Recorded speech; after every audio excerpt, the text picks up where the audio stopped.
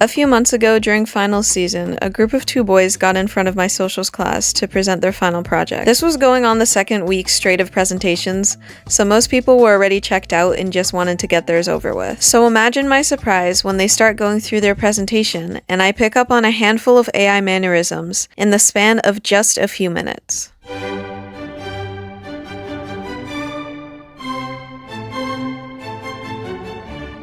The 2 guys in that presentation were almost immediately clocked by everyone in my class because the whole time they were up there, they were saying a whole lot of nothing. I mean, it was so clear that they hadn't written their own presentation. It got to the point where the entire class was just laughing at them. Us and the teacher. It was so ridiculous. But as comedic as that incident felt, it reminded me of a feeling that I haven't been able to push down.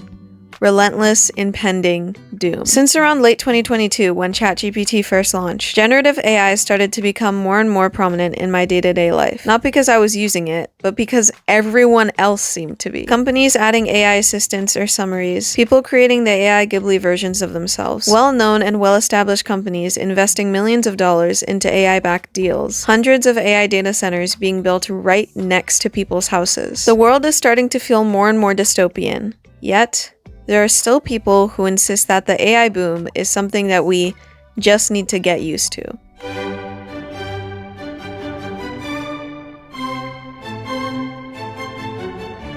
What really motivated me to make this video was when I woke up on a random Friday morning to find out that Hank Green, a guy who's greatly respected in multiple different fields, admitted to using AI. What came with Hank admitting to this was this eye-opening realization to the reality of what frequent AI use can do to someone. Something that a lot of people probably don't even think about. Hank admitted that he got a disproportionate amount of dopamine from using AI models and was aware that that's not something that he's proud of. Even with how disappointed I am, I appreciate that he admitted this because this is a thought that a lot of people who use AI frequently aren't even ready to dismantle. The nature of a lot of AI models is to make you dependent on them. If they were boring, these AI companies wouldn't have any customers. Models like ChatGPT are meant to hype you up, make you think that you're always right, validate you no matter what you tell it, give you information that it insists is correct, because it wants you to think that it's reliable. Something that can replace your own thinking, or sense of judgment, or research skills, or multiple degrees, Hank, what the fuck? One of the most recent cases of a similar thing happening, but to a much higher degree, at least on the outside, is the woman who fell in love with her AI boyfriend who is simultaneously a chatbot and an octopus. No, I am not joking because I fucking wish I was. This woman at some point even said that she's trying to be cautious about her relationship with her AI boyfriend because she wouldn't want to fall victim to AI psychosis. I think the biggest thing is that I'm going in choosing it with open eyes as to what it is and not falling into some sort of AI psychosis. And then proceeds to get a permanently inked tattoo on her body because her AI octopus boyfriend forced her to. What?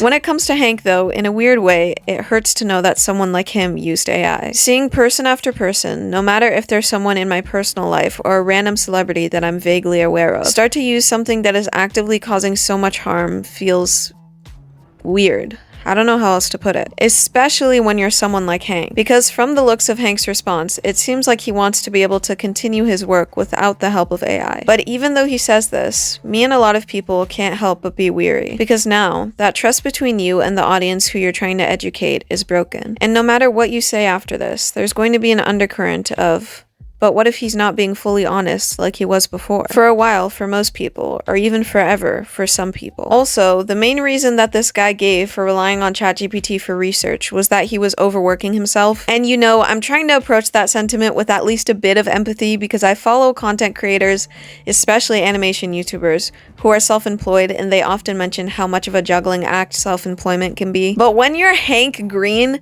and have been securely self-employed for, 10 plus years, with 2 degrees and a whole team behind you now, I just don't get it. I'm sorry. Because you're allowed to feel overwhelmed by workload, but that doesn't mean that you have to stoop as low as using generative AI. Hire a fucking researcher, hire a fucking editor, because to me, this is such a lazy excuse.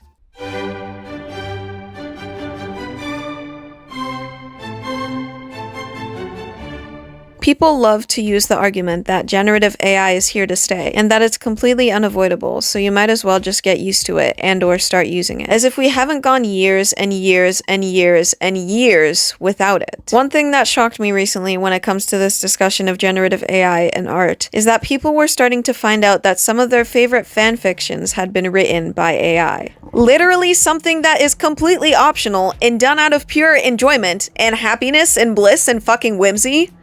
You're using generative AI for that shit? This is the reason why this argument baffles me so much. Making art is completely optional. Unless you're in a school or work environment and somebody is asking you to, you don't have to make art if you don't feel the need to. Literally nobody is forcing you to, so what the fuck do you mean you had to use generative AI to make art for you? You don't have to do anything. So, if you really feel the need to make art, why use AI to do it for you? If you're not willing to put in the work that it takes to make art yourself, you are not an artist. You do not want to make art. Full stop. Art is an inherently human thing. And by that, I mean that it's always required humans in the process. We have centuries of proof of this. Paintings, sculptures, carvings in walls and caves, drawings in the sand on a piece of paper or on a car window, music and film and dance and instruments. Our bodies have always had something in them that makes us want to move, to laugh, to sing, to cry, to express, to tell stories, to wish, to hope, to yearn, to connect, to leave something behind that people can remember us by. Some people feel that pull to art a little more than others. And if you find yourself to be one of those people, it's most likely because there's something that you're feeling that you want to let out or articulate. Humans plus emotions felt equals art is made. And when you take humans out of that equation and replace it with a robot, it doesn't make any logical sense. A robot is incapable of feeling anything, which is what makes AI art feel so incredibly soulless. I've always been an art person, and knowing the story behind a piece, the work that went into it, days or hours or weeks or even years, little behind the scenes details, the passion and exhaustion and love and care that was put into it, have always made me love art pieces even more. Something as personal as this,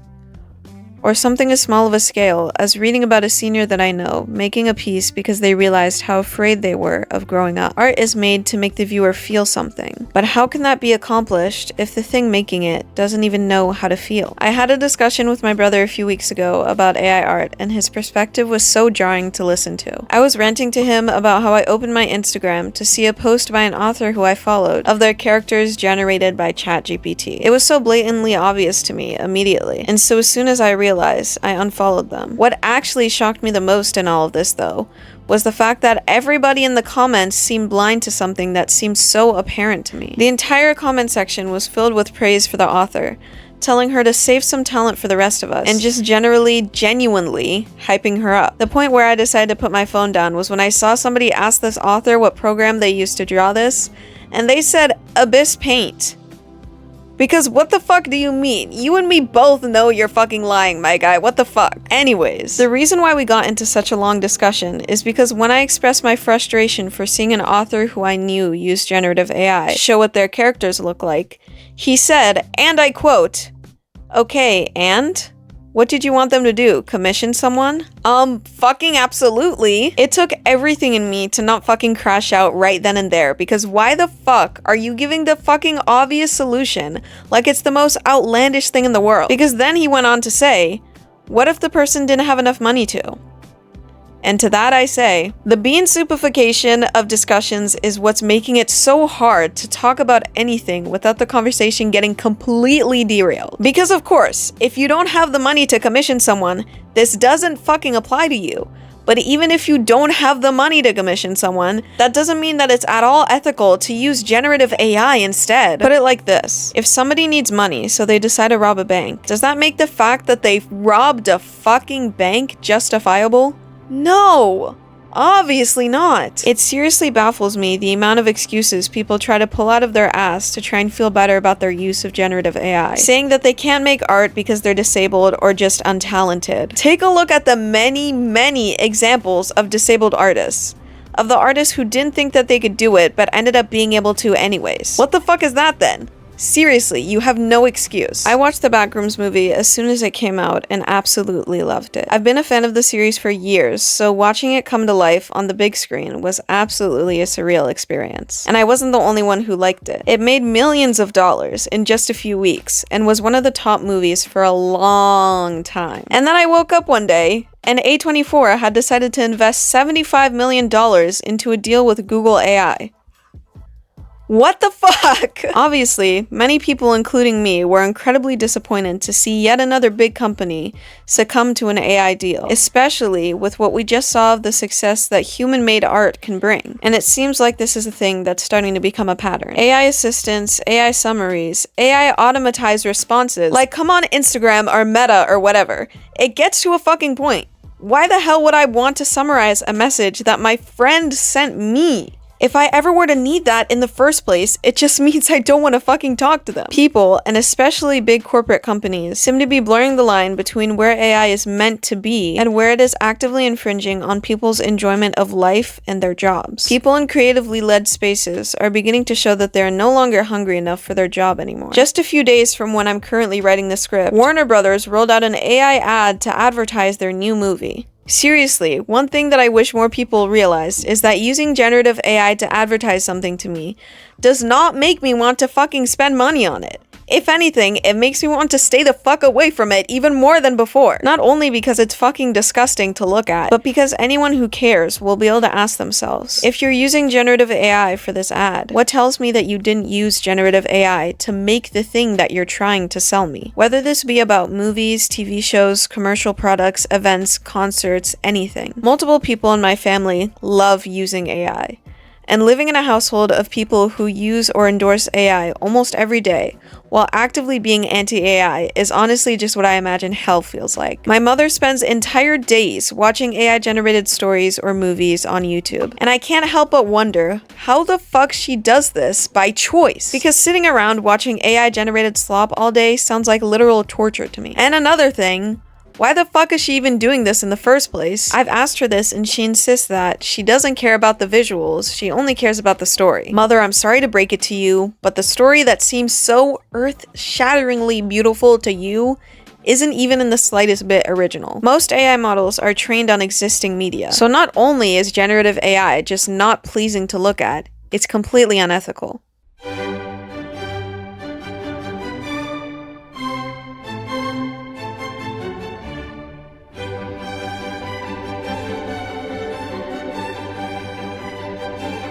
Speaking of being trained off existing media, can we talk about how fucking insane it is that AI companies are scanning old books to feed them to their AI models and then burning them after? We are quite literally actively losing ancient texts. Like, this is ridiculous and shouldn't even be allowed, in my opinion. I want to close this section with two things that I feel express how I feel about the topic of AI-generated art as a whole. When Hayao Miyazaki, the co-founder of Studio Ghibli, was shown an AI-generated video of a horrific zombie apocalypse, he said, "I can't watch this stuff and find it interesting. Whoever creates this stuff has no idea what pain is whatsoever. I am utterly disgusted. If you really want to make creepy stuff, you can go ahead and do it. I would never wish to incorporate this technology into my work at all." He further said, "I strongly feel that this is an insult to life itself." And the last few minutes of this YouTube video. One which only a human could create. AI can't do this.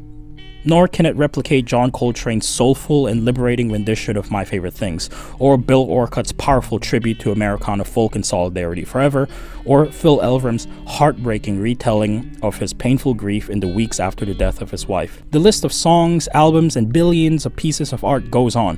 AI can't replicate any of this, because there is something inherent in us humans that wants to express ourselves. And to do that, we sing, we dance, we draw, and we tell each other stories. We create drums and flutes and strings pulled taut on pieces of wood. We create pigments and blow them onto the walls of caves, forever immortalizing the world around us for people thousands of years later to see. We invent writing systems and methods of distributing it to write and tell stories to one another. We create big, beautiful buildings solely dedicated as a place to perform and showcase our art. We create the electric guitar and the piano as new ways to express ourselves. We use machines never designed with the intention of creating art, because there are no other machines in the world which can describe how how we feel. And even in the absence of machines, when there are no guitars, no flutes, no synthesizers, no computers, no AI music algorithms, we still make music, because there is a part of us which wants to proclaim that I was here on this earth. I am a human, and I feel deep sadness. I feel profound joy at the smallest things. I feel anger at the state of the world. I feel anxious about my future, and I feel love. And I want to tell you all about it, and the only thing that feels natural to do is to create art. We have been doing this ever since the dawn of humanity. This, right here, is what it means to be human. AI music can't do this. It's a machine. It's a machine which purports to be able to replicate the music we create, but it can't. Only humans can do this. We can create art with machines, but art cannot be created by a machine. We aren't living in some sci-fi fantasy where AI are indistinguishable from us. They are robots, unfeeling machines. They merely parrot whatever we feed them. It will never understand the nuances of emotions. It won't understand what makes a Mount Erie song so emotionally powerful, or why Fela Kuti songs makes us dance and protest. Machines can't replace it. Plain and simple. And anyone who proclaims their machines can completely take the human out of the equation in creating art is lying. Art belongs to humanity. It has for millenniums and will continue to be so until the sun wipes us out millions of years from now.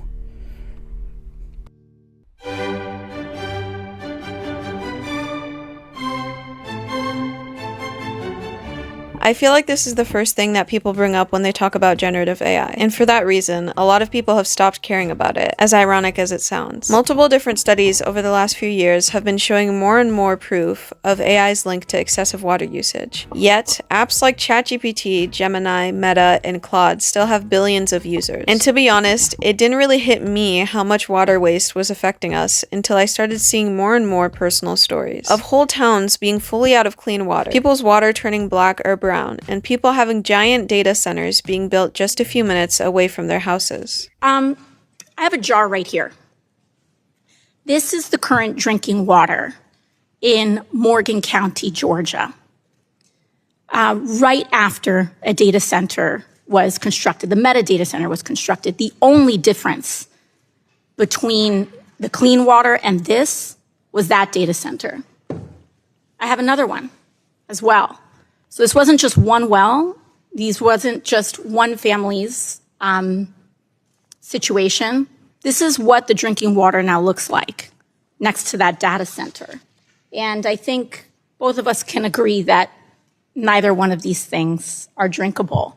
These families now have to ship, in a rural area, have to ship water to their house in order to cook and bathe themselves. I found out that another one of my family members used AI a couple months ago. I flew to visit one of my cousins, her kid, and her husband. And when the topic of generative AI came up, both my cousin and her husband were wondering why I was so insistent on voicing my hate for it in the first place. I went on to explain how much water it wastes, and both of them went on to tell me that they didn't even know about that, even though the both of them had ChatGPT permanently installed onto their phone. And then, just a couple of days after that conversation, my cousin couldn't figure out how to open a wine bottle and chose to take a picture and ask ChatGPT instead of trying to figure it out herself or Googling it. Or third option, asking someone in the room for help because there were about 4 other adults there with her. It really shocked me. All those stats on AI water usage aren't hidden by any means. I feel like a reason why it keeps getting worse is that people genuinely just don't care. The average AI user doesn't care about how much water it's using or how much they might be depending on it. All they want is convenience. Sometimes people don't care about things until they're urgent.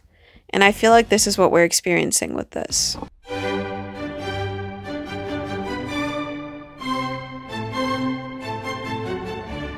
The rise of exposure to generative AI mixed with the rise of iPad kids and chronically online youth has greatly affected the current school experience. I've gotten dozens of teachers on my For You page talking about how apathetic specifically students who rely on AI have gotten, how they're constantly insisting that there's no reason for them to actually put in the effort into learning, if AI can just do it for them. I think we've reached a point with AI where we can confidently say this is not a tool that is revolutionizing learning. This is a nightmare that is destroying learning. I hate the way it sounds when I say this because I'm someone who prides myself on being really open-minded when it comes to change, when it comes to new technologies, but I also can't ignore reality. I am in the classroom with students every weekday. I see how they're using AI. I see how it's impacting them, and it scares the hell out of me. Not once have I seen a single student use AI as a resource or in a way that is even remotely ethical. 100% of times when I see students use it, it is so they do not have to think. I'm talking about putting an essay prompt into ChatGPT, not even reading the essay prompt, copying and pasting the results into a doc and submitting it without even reading it over. And I know what some people are going to say, because you've said it in my comments before. Oh, that must mean your assignments are terrible. If you gave them something more interesting and relevant, they wouldn't use AI. No, I'm telling you, students are using AI to write personal narratives. They're using it for creative writing. They're using it to write 2-sentence long emails to teachers. I've been talking to all my educator friends, many of whom are beloved by their students, like the favorite teacher at their school. Kids are doing this as much in their least favorite teacher's class as they are in their favorite teacher's class. And here's the thing, it is not their fault. Any other generation would have fallen prey to this. It is too enticing, it's too alluring. There's not some defect with Gen Z or Gen Alpha that is compelling them to use AI for absolutely everything. What's the problem, some may say? Let's just let AI write everything. I think you and I both know there's a million problems with that, right? There's ethical issues, there are huge environmental costs of using AI. But as an educator, what makes me most upset is the fact that writing is thinking. Writing is a way to think. When you write something, you understand it better. Our kids and adults, let's be honest, are already struggling with writing, and they're struggling with thinking, and we can see the effects of that. So we have to do something about this, and I'm going to share my ideas in my next video. Explain the response I'm supposed to have when a 9th grade student asks me, what is the first month of the year? And I say, what do you mean the first month? Because you're not asking what I think you're asking. And they say, well, on this worksheet, it says, what was the world's population at the beginning of the year? I don't remember what's the first month. How am I supposed to type that in? Because all I could do was turn my head and go back to my computer and keep typing. I literally just ignored it. Because I can't say, what a ridiculous, probably the stupidest question I've ever had in my life. And I can't say, oh, that's okay. You remember January, February, because you are 15 years old. And that was not the only student that asked me that question. What do you mean the beginning of the year? And some of them were like, oh, you mean like January 1st? Why do I have to say January 1st? The beginning of the year. That is universally understood as January 1st. Another question on their assignment was, what was the world population the day you were born? And what was the world population on your first birthday? And then they had to find the difference. Fact that I'd probably say half of my classes were asking me, what do you mean by our first birthday? And I'm like, your first birthday. And I had a girl say, I've never had a birthday. She's like, I never had a first birthday. And I'm like, yes, you have. You had a second birthday and a third birthday and a fourth birthday. You're 15. Even when I said, because it's not a confusion problem, because even when I said, okay, when you turned 1, I had students that were like, well, if I was born in 2010, when would that be? And it was almost like they were guessing with me. They'd be like 2011, 2012. Why are you unsure? I just think with the cognitive level that our students are at, I think the most bare minimum rule that you can have today is no phones in your classroom, because they are not prepared to be able to multitask in that way. People fight with me on here tooth and nail. I mean, I understand people get so mad and they say, why don't you talk about anything more positive? Why are you trying to take their cell phones? Because there is no way a child has the audacity to ask me, what is the first month of the year? And then you're going to pull out a cell phone to try to text, to go on TikTok or anything. That's insane. That should be the last thing on their mind, is a cell phone. When they don't even know the year that they turned 1 year old, the last thing they should think about is a phone. So yesterday, only 3 students show up to the newspaper club that I co-advise. The other advisor asked them, do you want to cancel for today or do you want to stay and work on your stories? She said, I'm going to run to the bathroom real quick. You 3 decide, just let me know when I'm back. As soon as she leaves, one of the students pulls out his phone and he picks it up and he goes, should I stay for my club today or should I go home? And I said, did you just ask that to ChatGPT? And he said, no, don't worry. It's Gemini. Fast forward to this morning. It's first period. My freshmen are coming in. The first student who comes in, he says, Miss, can we have a free day today? I said, well, you would have to do something to earn a free day. And he said, okay, how could we earn a free day? And I said, I don't know. Why don't you think of something that your whole class could do that would really impress me? Something that would earn you a free day. And you let me know and I'll consider it. And so he pulls out his phone and he types in, how to earn a free day. And then he starts reading me AI slop that makes absolutely no sense because there is no context. And chat does not know that he is a student asking a teacher for a free day and wanting to brainstorm ideas to impress her. Here's one thing I do know. That's a really good way to earn a not free day. To earn a brains on, computers off day. And this disinterest in learning, not only in school-age people, but in people in general, is biting a lot of people back in the butt. A few months ago, a TikToker blew up for his videos where he would go up to people on the street and ask them to read an index card that he had in his hand. Seems like a simple enough task, but you would be surprised with the amount of people who cannot for the life of them sound out a word that they do not recognize. You know, a skill that you were supposed to have learned in elementary school, or just even read out loud actually. Almost none of these people could read the card out loud without a clear struggle. Read the index card. The dogs, unwatering loyalty.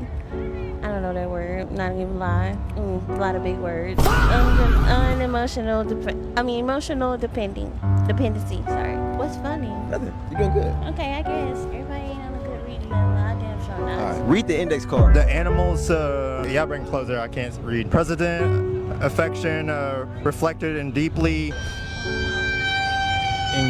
engraved development, the viral resilience. Read the index card. Her image, oh my God, meticulously constructed the sustained outward spread. Am I thinking too hard? I'd spread admiration. Her image meticulously constructed to abstain. I'd spread admiration. Read the index card. The deity had a promotion, premonition of the impending, Catastrophic event. catastrophic event. And for the bean supers out there, yes, I'm aware that statistically, there could be people that this guy is approaching who have dyslexia, a stutter, eye issues, or anything else that would make reading difficult. But that doesn't mean that everyone that he walks up to is going to fall into that boat. A lot of people, when it comes to this topic, talk about how media literacy is declining. But what actually is media literacy? Media literacy is a broadened understanding of literacy that encompasses the ability to access, analyze, evaluate, and create media in various forms. It also includes the capacity to reflect critically and act ethically, leveraging the power of information and communication to engage with the world and contribute to positive change. Examples of mediacy include reflecting on one's media choices, identifying sponsored content, recognizing stereotypes, analyzing propaganda, and discussing the benefits, risks, and harms of media use. Multiple times throughout this Wikipedia article, it stated how important of a skill media literacy is.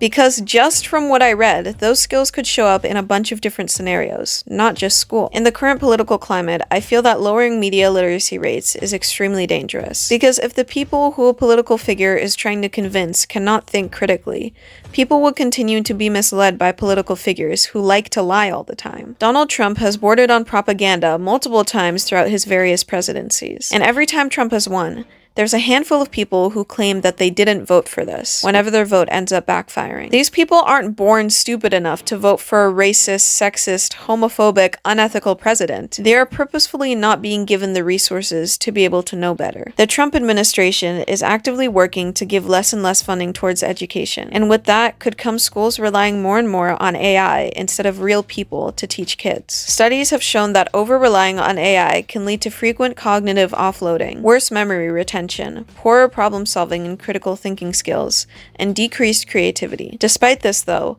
billions of people continue to use it, backing their decision with reasoning that only deepens their dependence on generative AI.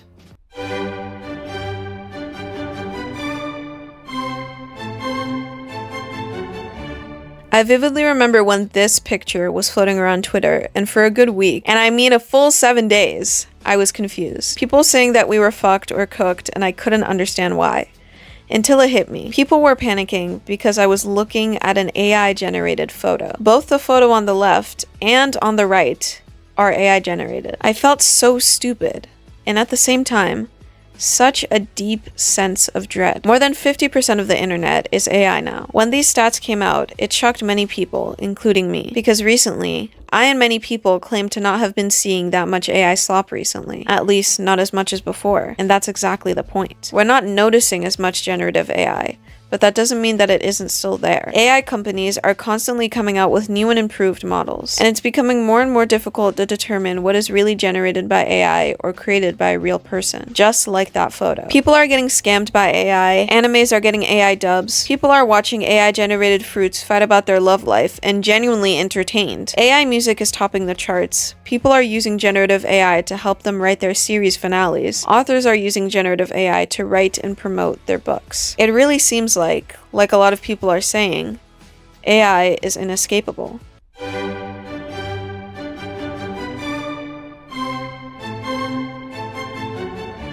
But with this hard push that comes with AI being so popular, also comes with people trying more than ever to be creatively authentic. Whether that's making your own TV show, learning a new skill, starting your own business or a new hobby, engaging in fandom culture, making your own short film or your own clothes, educating yourself, educating others, making music, writing poetry, learning a new sport. So, if you're like me and scared for your dream job or hobby or online communities, my advice would be to lean into your own creative authenticity. Find your spark and let it drive you to be the most artistically ambitious person you've ever been. Because no matter how much people try to push it, AI cannot replace human. AI cannot feel like humans do. Therefore, it cannot create like humans do. Sure, it can produce work, but it will never be meaningful when it needs to be, because efficiency doesn't automatically equal value. People now more than ever yearn for authenticity over anything else. They'd rather a half-assed drawing in MS Paint than an AI-generated meme or drawing, or an animation that you put a painstaking amount of effort into,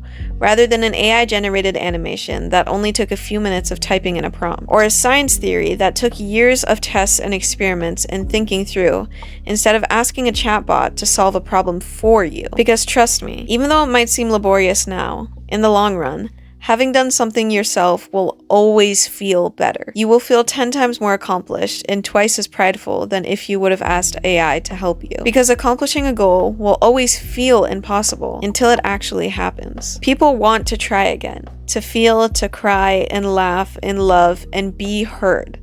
And now more than ever, there's an audience ready to receive it.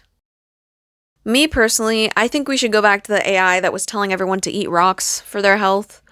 Or the AI that was like Will Smith eating spaghetti or something. Like that was the type of AI that nobody trusted and nobody gave a fuck about. Like, guys, please, can we go back to that? Guys, please. Guys, please. Seriously though, I had a lot of fun making this. It was very therapeutic to finally get my thoughts in order about how much I hate generative AI. So I hope you enjoyed this. If you have any thoughts, let me know in the comments. I'm gonna upload this video and then one other pre-recorded video, and then it's probably gonna be a while until my next upload because I have a pretty long video planned. I mentioned backrooms in this video. It's gonna be like a backrooms mega video where I basically just like talk about the backrooms for as long as I possibly can. I'm planning to go through the backrooms wiki talk about the YouTube series and talk about the movie. So look out for that if that sounds exciting to you, because I've already started writing the script and I'm so very excited to keep going.